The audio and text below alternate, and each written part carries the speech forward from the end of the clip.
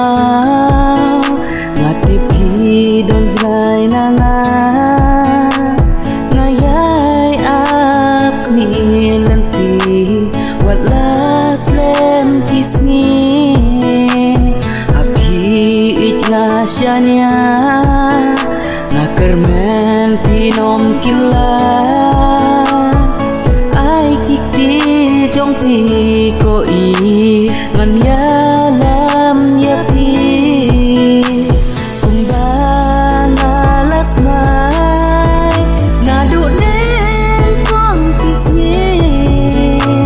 la du ne la da su si ju nom mahon bat pi ba e matin yo ba pim i yang a yo hadin tin i ben yang a bandu ya pi ngam kwa jing i na pi nga kwa ba i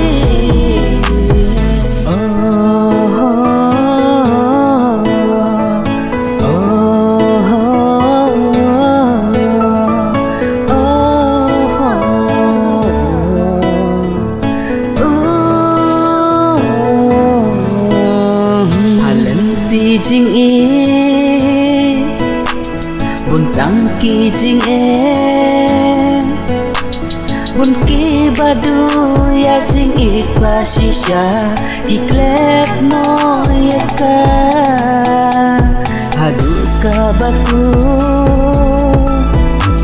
na kwa ngin yai ne nam kwa ya pi pin jai na na tang happy na dem kamo kumbana las mai na du nen kong kisni la du ne la da su si ju nom mahon bat pi ba e matin yo ba pim i yang a yo hadin pin i ben yang a bandu ya pi ngam kwa jing i na pi nga kwa ba i ngam tip bale ngam la ban nhau ko pi ai tin knen ya man sim jong a pim kwa bandu ya nga ngaru ngam nhau ko ya jing smo jong pi man sim kam suk la da pi smo si nan it ya pi ko sim jong a